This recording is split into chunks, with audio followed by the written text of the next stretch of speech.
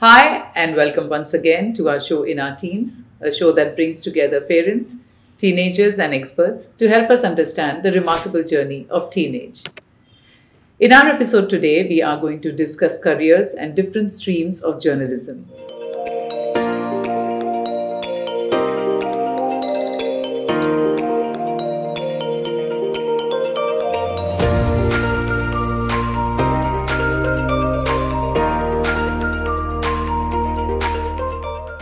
My guest chair today is Mr. Bijoy Idicheriah, a former financial journalist and now a communications professional, also a theatre enthusiast.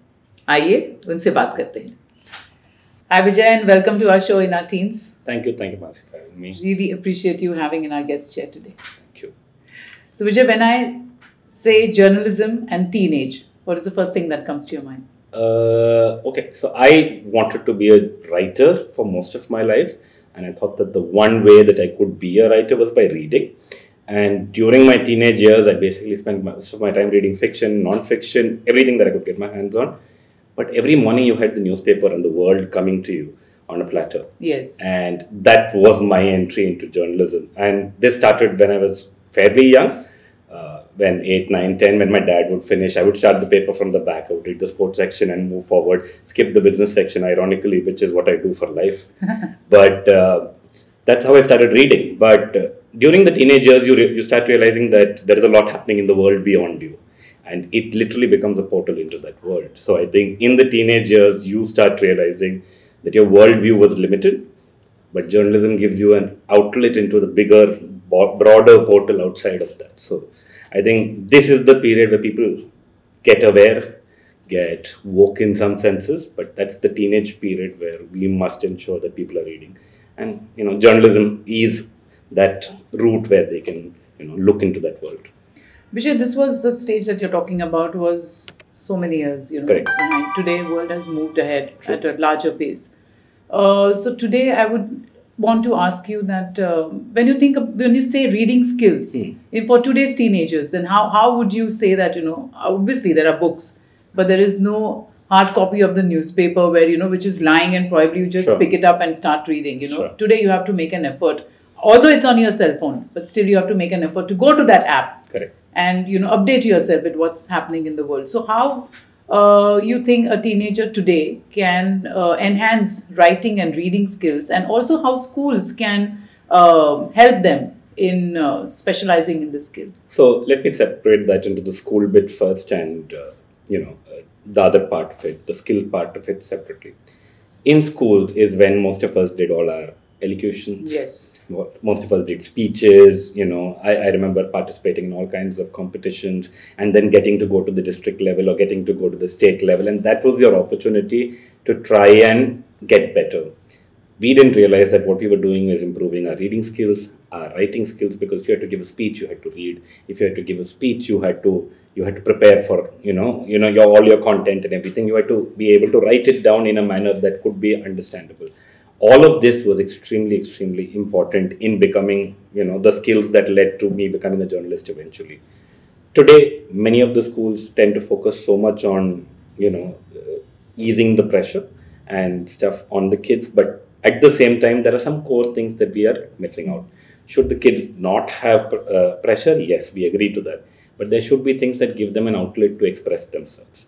So I think more schools need to focus on stuff like elocutions, stuff like writing competitions, yes, bringing in writers who come and talk to the kids. I don't think enough of that happens. Or writing on current topics and correct. Bringing in your own perspective. Correct. So we used to have pop quizzes in our school, even though we were a small school in Malad, in Mumbai.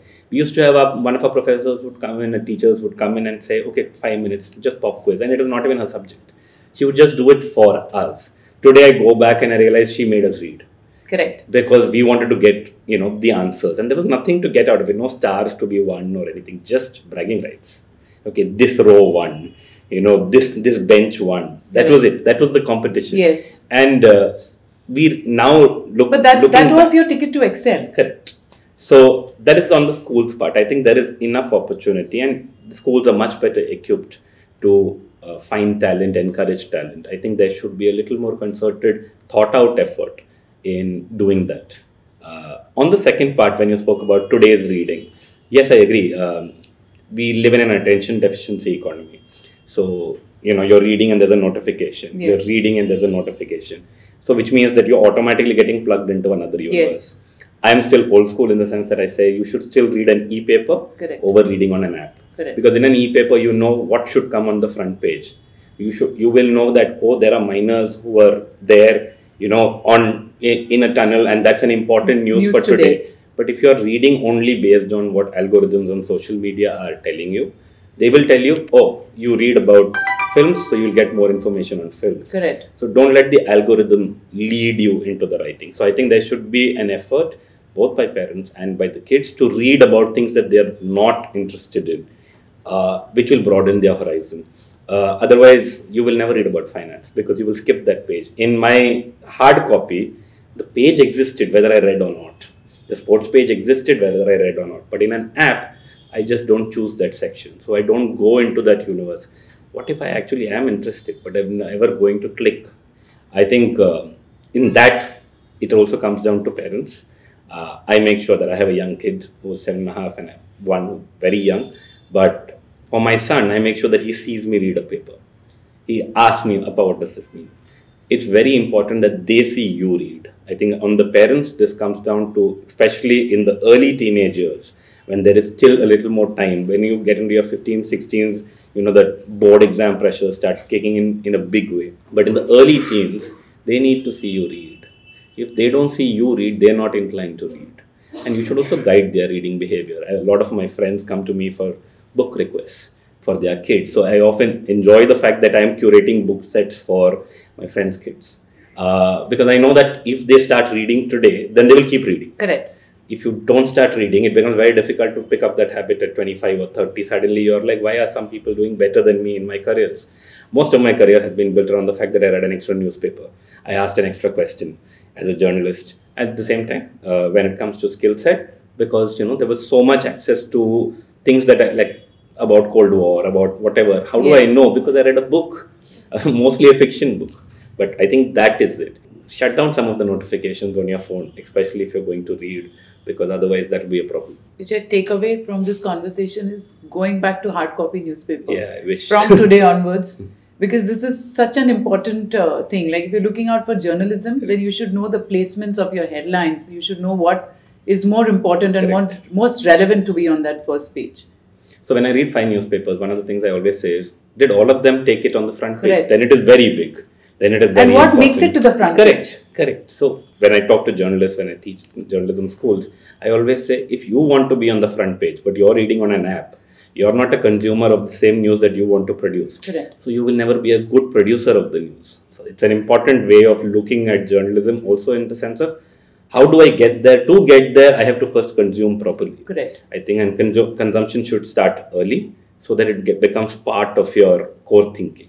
Vijay, you just said journalism schools. Can you tell us more about it? Like how teenagers can pursue their career in journalism? What's the right way? So journalism, you can, one of the things about journalism, there are journalism schools, that is postgraduate schools and undergraduate schools. There are various courses, you call them mass media courses, BMM, various nomenclatures for that depending on which state they are from. And this is after 12th? So after 12th, there are BMM courses, which is for kids who want to consider advertising or other media. So advertising, journalism, the options are open there.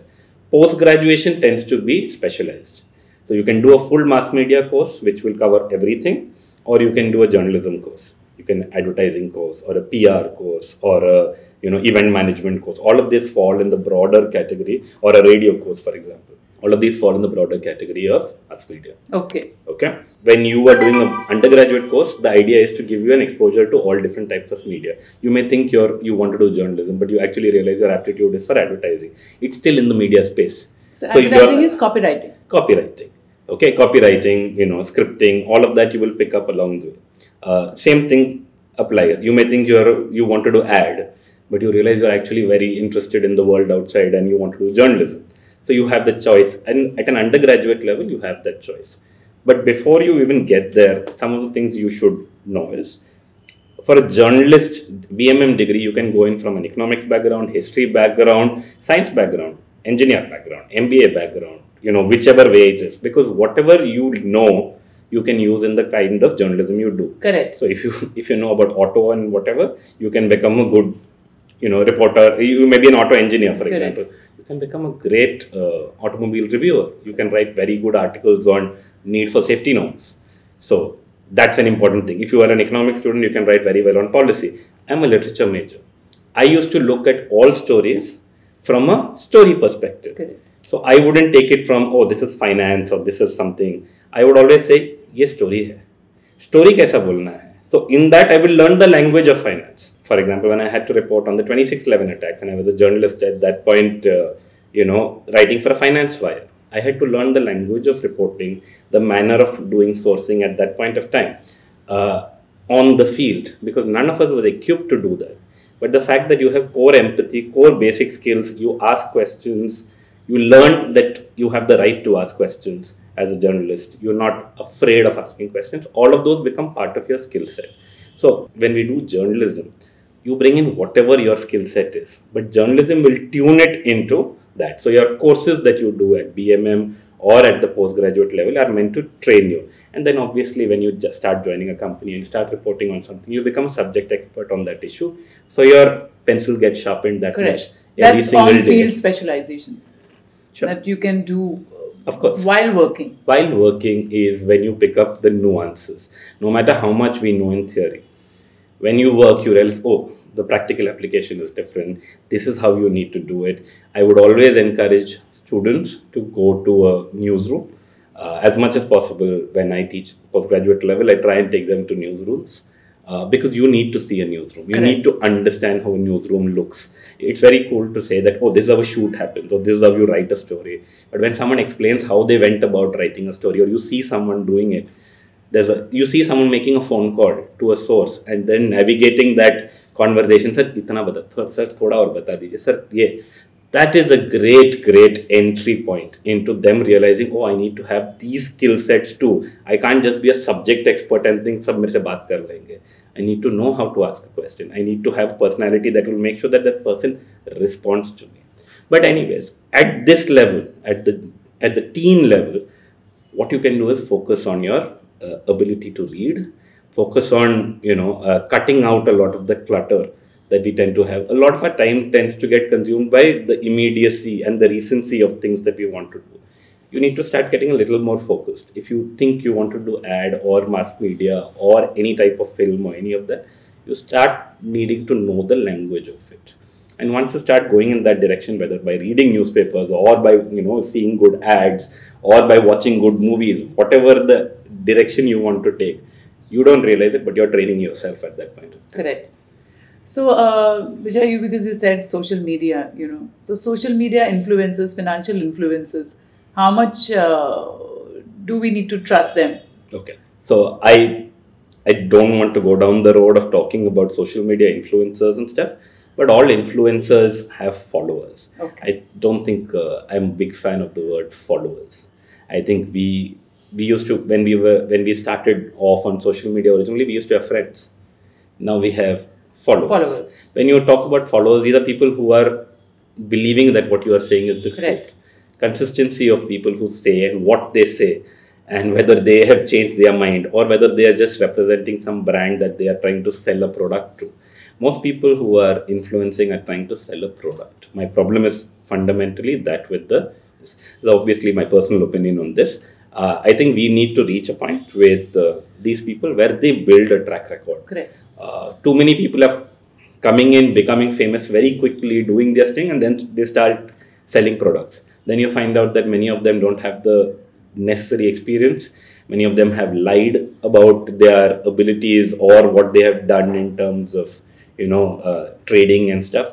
That is where we should draw the line. So I think we are jumping the gun when we start believing these kind of people.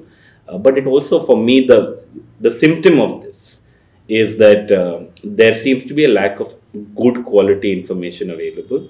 And I think there are very good reputed names who should be coming out here, doing stuff in a language people understand. They are natural influencers. They should be stepping up to the plate and filling this knowledge gap up which is why people end up with bad influencers who end up taking them on the wrong path. There are good influencers, bad influencers in any form, whether it's finance or health or whichever. But I think there needs to be some level of trust they build. It is on them to build trust with us, not the other way around. So for teenagers to have their early introduction to journalism, are you saying that whatever information is available, they should research and analyze it? I think that could be an early introduction to this world. So they should also read more newspapers, or they should also see different TV channels. There are TV channels that are loud, there are TV channels that are more sober. You should know about both. You should know which angles both take. Correct. Likewise, you should know what an international newspaper writes or a magazine writes and what a domestic magazine writes on the same issue. Correct. Because otherwise your worldview will be limited to the newspaper that you read. And you now have that phase where people only believe one way of life, right? But we need to have different modes. At this point of time, their brains are, especially the kids, are equipped to understand, assimilate, and make their own opinion. They have an opinion on everything. They're far more intelligent. They're far more evolved in that. But and global. And they have the world on their fingertips. I think it just means that a little bit of guidance and a little bit of effort from them. Because there is, like I said, there are so many things that compete. When we were young, you finished school, you came and you played. Yeah. There were only so many avenues. Yes. There was only so much content. There was only one channel and so much content available on TV. And the whole family fought for attention on the TV. Now there are so many things fighting for attention on just your phone. So now you're fighting with apps. Yeah. Trying to get your attention. Correct. So we need to bring in a little bit of discipline. I think that's where the parents come in. You need to ensure they're reading. You need to ensure that you talk to these kids at the right time, so that they know that this is going to help them in the long run. A lot of times, these kids need to be bought in. My 7.5-year-old says, but why? Okay. By the time he becomes 11 or 15, he's going to say, you have to sell this to me. Yes. Okay. Talk to them in the language that they are talking to you in. Because otherwise, if they don't see an importance of what you are saying, why should I read a newspaper? This news is available on my app. It doesn't change my life. If you let the child go to that point, then you've already lost them. Correct. And then they won't be good, citizens. They won't be good people down the road, not aware of the world around them, living in a club. So while I'm talking about journalism, in general as kids, you need to be able to talk to them in the language and convince them. Because as our parents never had to convince us, because they just told us. We could see them doing that. They just told us and we saw them live their lives in a certain way. But with the new kids that are coming in now, the younger kids that are there, you need to sell it to them, and that's fine.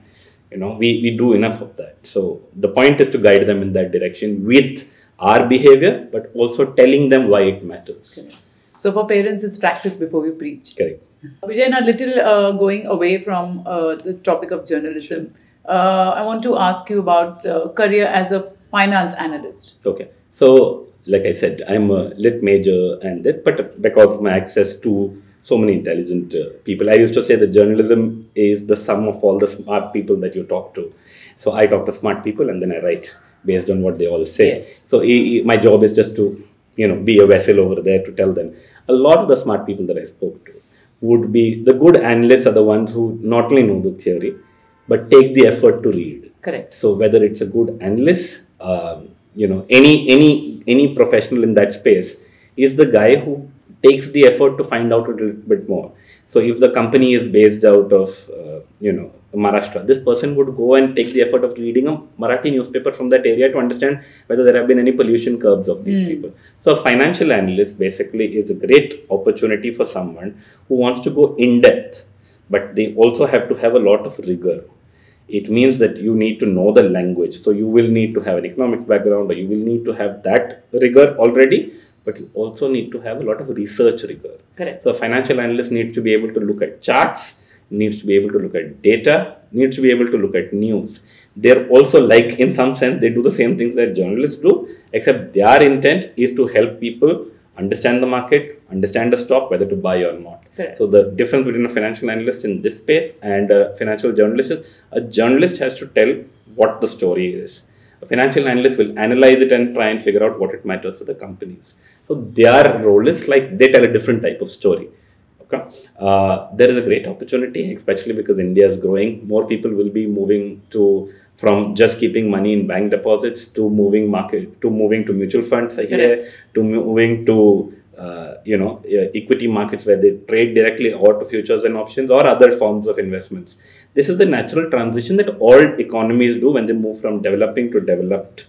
India is in that journey. There's a younger demographic available. The financial analyst is a great opportunity, but it also entails a lot of effort, and especially early effort. It's nice that the new education policy and all have some amount of focus on financial education. Especially economics. Correct.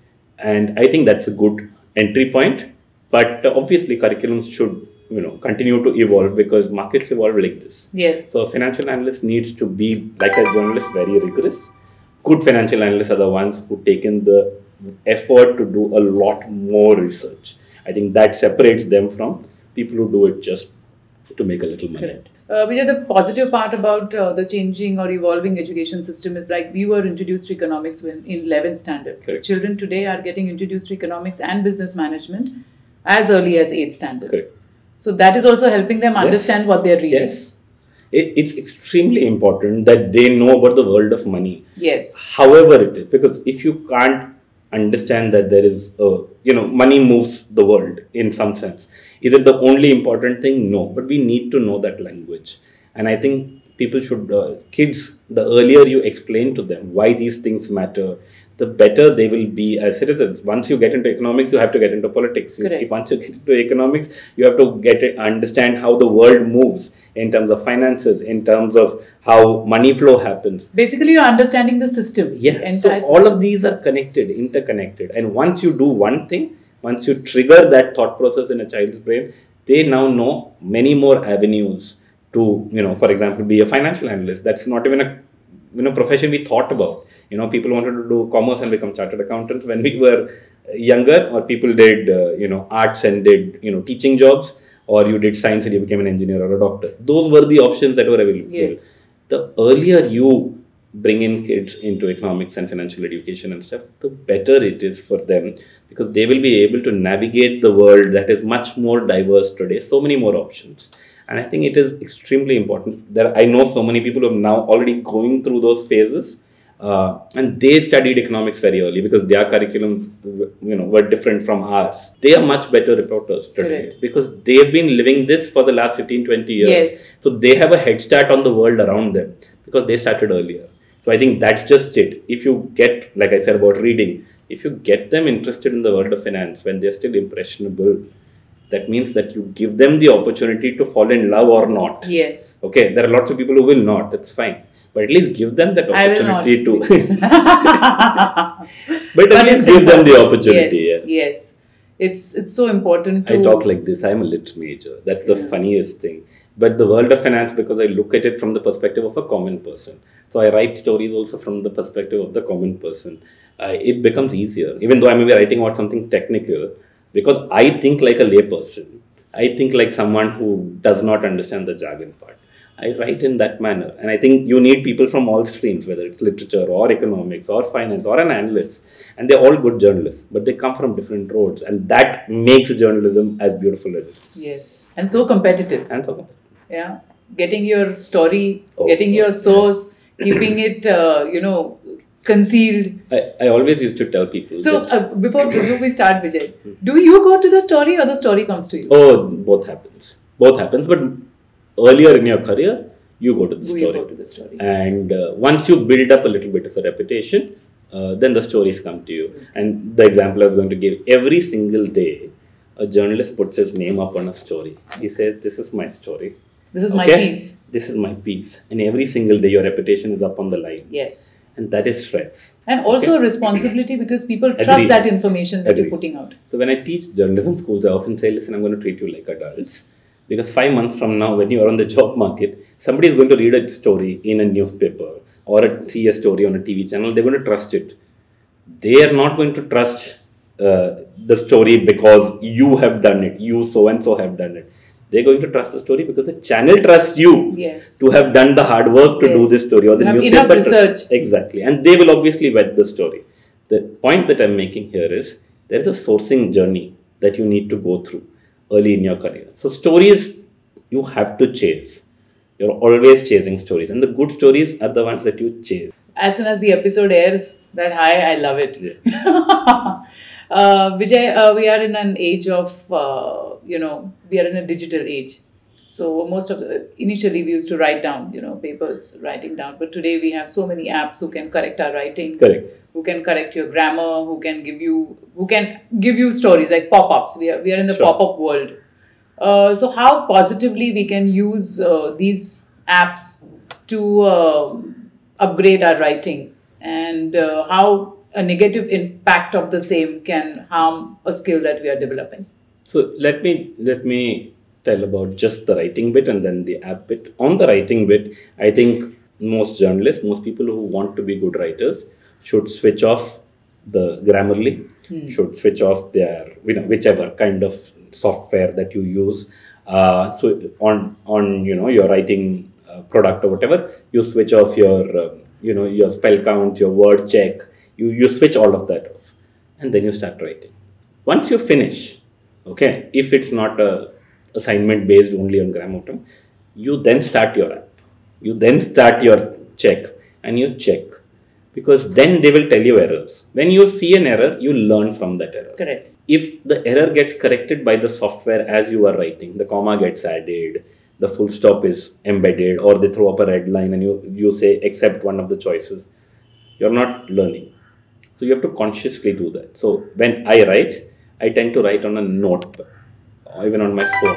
I write on the note because it doesn't correct my grammar. And then I switch to the Word document or whichever thing that you're using, so that you can then cross-check it. Okay, it has to be very, very structured in that sense, because otherwise you don't realize it when bad habits creep in, and bad habits creep in much faster than good habits. And so one day you don't know whether something's spelled with an S or a Z, and you don't know why you are spelling it with a Z, because the system has been correcting it to American English or whatever for a long UK time. English. Yes. And you just didn't realize that you're supposed to write in UK English and it's switched.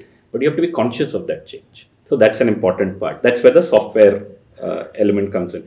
I think the writing, obviously reading impacts writing. One, if you're a good reader, you become a good writer. So that's the first thing. And I keep going back to the reading point throughout.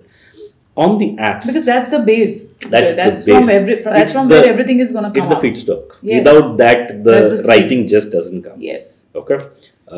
On the second part, on the apps that you spoke about, so now you have AI softwares, various options of it. You put in one question and you get 700 words. You say I want 2,000 words, they'll give you 2,000 words. All of that exists. What should you do?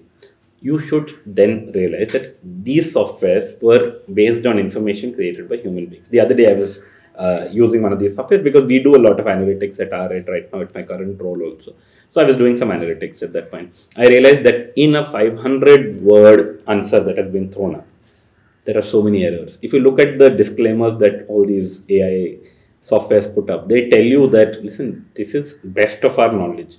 In the same answer, there can be two errors. Correct. They can say this person has 25 years of experience, but they will also say this person has been working since 1982. The two are not matching. One is 40 years, one is 25 years. Because this picked up from some article somewhere, this picked up from some article somewhere. You need to vet it. So, can you use AI and all these softwares? And saying don't use it is not a good option. Correct. Telling people that you should use it for verification, you should use it for a cross-check, but not as your primary source. Like we often say, there are enough websites available that provide us a lot of information about things, but then they also don't update their information. Sometimes people can go and edit information online on your profile or something, and it can be easily done. That is why you need to have a lot more rigor when you do your research, and that is where softwares or AI and all that, you need to be careful. Correct. Because your errors will get spotted. Also remember this, if you have access to the software and you're a student and who's doing this at this point of time, or you're a boss, your boss also has access to the same software. Yes. He can put in the same answer. So when I teach sometimes at colleges, I say, listen, I also have these AI softwares. You and I can both write the answer there. So you decide whether you want to do an assignment properly, because your boss also knows, or your professor also knows. You tell them, if you want to use it or whatever as a crutch, you use it. but don't let it make you lazy. A simple thing like even if an AI app is giving you information, you have to understand or realize that the information has been fed by a human. Correct. It's and just available to you easily on the platter. Depending on which AI you're using, Yes. they actually say it goes through human fact check, whatever. But they also tell you the disclaimer, we don't know if it is correct. You should check for yourself. Where? You've given us the information. Yes. As much as possible. So in journalism, one of the things that you spoke about, sources briefly earlier, go to the people. If you're writing about a company, make sure you at least try and talk to the company. Give them the chance to talk. If you're writing about people, who are affected by a disaster, go to those people. Go to the policeman who's helped them. Go to the people around them who's helped them. If you're not going to the primary source, then you're just taking something available somewhere. Thoda sa background dala, chala diya. It will get you only so far. Correct. You will not become a good journalist. A good journalist will be somebody who asks an extra question. Correct. Who asks a question that managed to, in a manner that allowed them to give you a response. Yes. Sorry, long all the W's. Why, what, where. What next? What if? Yes. Vijay, going back again to schools for journalism, I just want to ask you a brief idea about the fee structure that is there for these schools and what kind of packages teenagers can expect. Okay. So undergraduate colleges aren't that expensive because they're largely under the university segment. So depending on the kind of college you take, there will be some variation. Also depending on the kind of the studios that they have. So if you want to do film, you need to make sure that you go to a school that has good film setups, that has radio setups, podcast setups. So all of these are available. So that is where some amount of due diligence happens. There are various publications that put out ranking of these. So you should understand which course is good for which type of media that you want to get into. Undergraduate, not that expensive. It is in the 51 lakh bracket for that year or whatever. Not as expensive as some of the other things that are available where you study only one thing for just a professional degree. The postgraduate depends on whether it is the residential, whether it is specific type of only journalism or mass media. That can vary anywhere. So there are courses that start at about 2 lakh, 2.5 lakhs, and there are courses that go up to 10, 12, including residence. And then the ones who are doing a 2.5, 3 lakh course are also then going to spend money on residence, moving to a city, this, that, for all that. So those are costs that are involved. And there is also some amount of cost that you may end up buying your own camera. Correct. You may end up buying some equipment because the course can only provide what is there in the class. They won't be able to provide beyond the point. Correct. So you have to factor in all these costs. Have things got a little more expensive? Yes. When we did journalism schools, they were expensive even by that standard. But you could recoup back in the first year or two most of what you had spent. But today it will take about 2-3 years because the costs have gone up sharply. The demand for journalism courses has also gone up sharply. So some of the better colleges get 10x the number of applications as the number of students. So they go through a rigorous vetting process. So there is a certain amount of competition that comes in there. That's why they're able to charge you a certain fee. It's just like among management, you will have some IMs or whatever that are at a certain level, while some are at regular local ones. So that disparity also exists within J schools. These colleges have an entrance to be given? Most of them have an entrance, but they have individual entrances because postgraduate courses, some are masters, but most are diplomas. So it will be 1-year courses. So they'll be under that university or college or whatever. So there'll be a curriculum in this, but largely they are 1-year courses.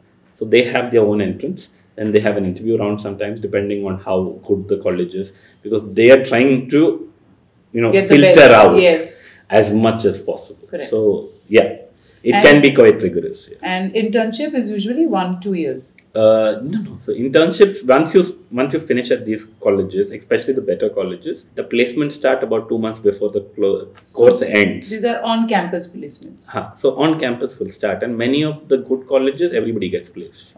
Okay. Will everybody get the job they want? That's a separate conversation. But everybody gets a job of some sort. And this is paid, minimal though. It's paid. You will end up getting about, on a gross level, the fee that you paid for the first year. Correct. But you don't end up getting that, right? Because you will pay tax and whatever. So but these are paid jobs. Internships, some of the courses ensure that you end up doing internships along with the courses. Those are interesting courses. Because what they are trying to do, because these are smaller colleges who are playing around with this model, because they say you should do an internship. We'll finish class by this point. Second half of the day, you go and work at a newspaper. Correct. Second half of the way, you go and work at a TV channel. While there are some that are like, no, we're going to pack everything into this 1 year. So don't do an internship. You finish, we will get you great placements.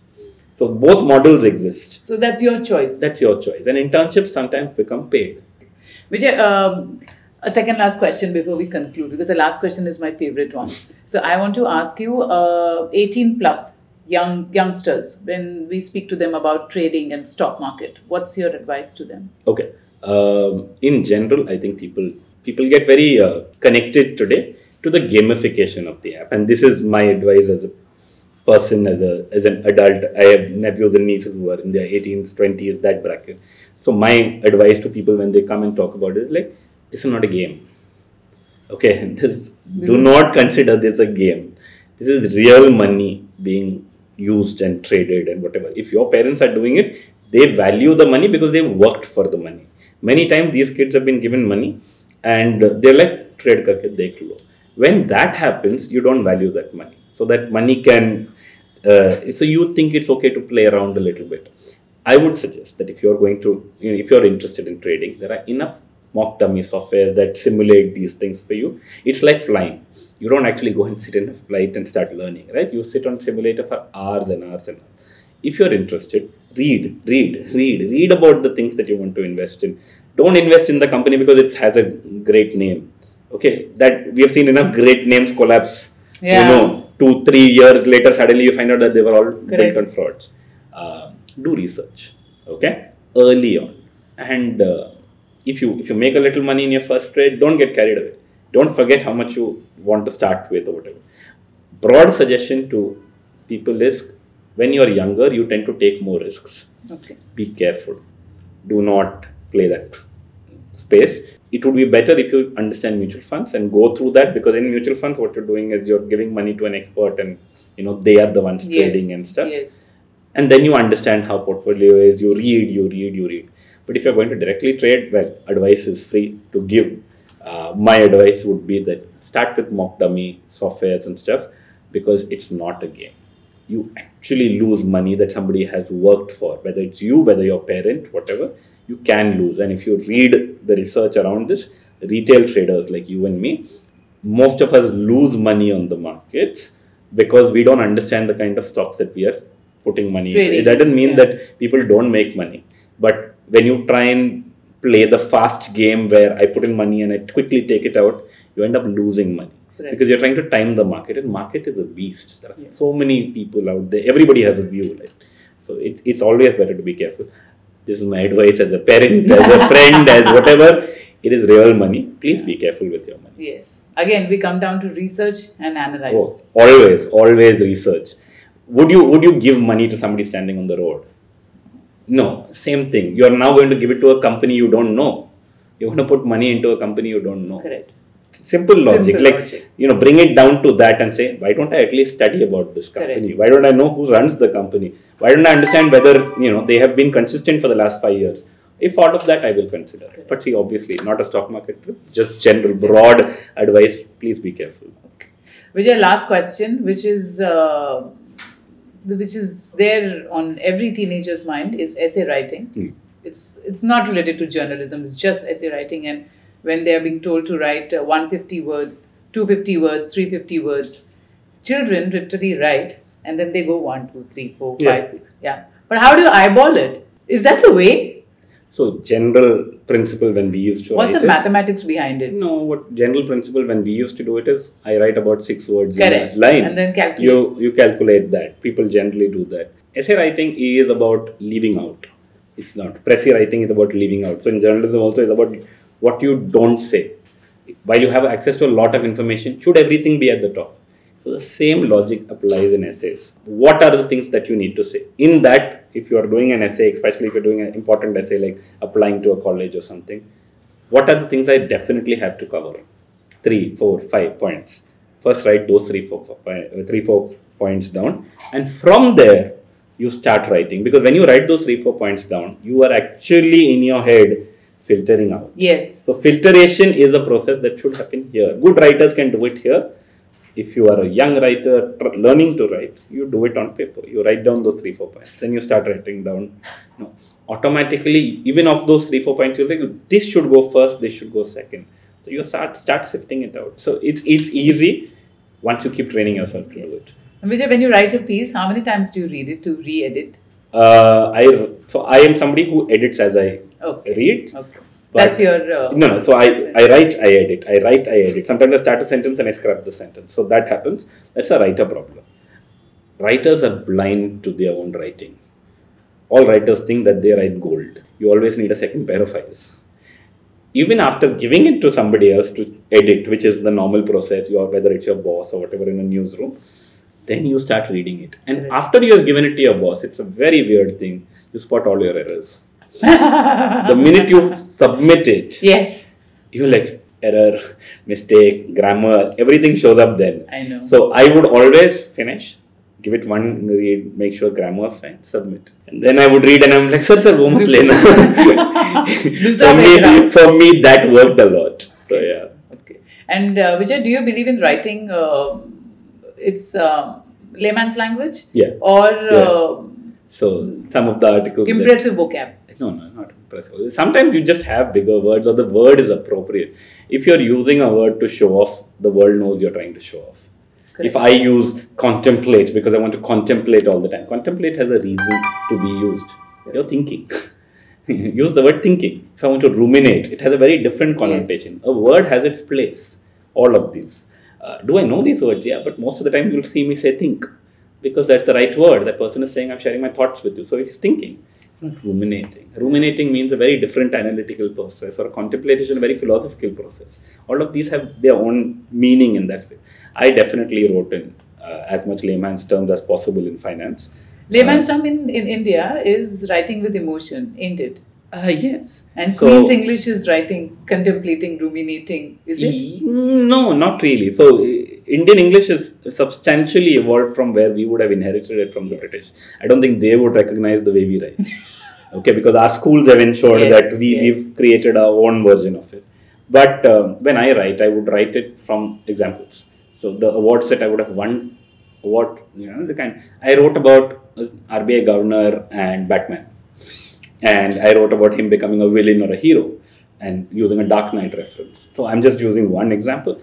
But when you use something that people understand, you draw them in. Yes. And then you can tell your story using that. I once spoke about how during COVID, banks should shore up their capital, otherwise they will face risks. Indian banks were the only ones that didn't fail.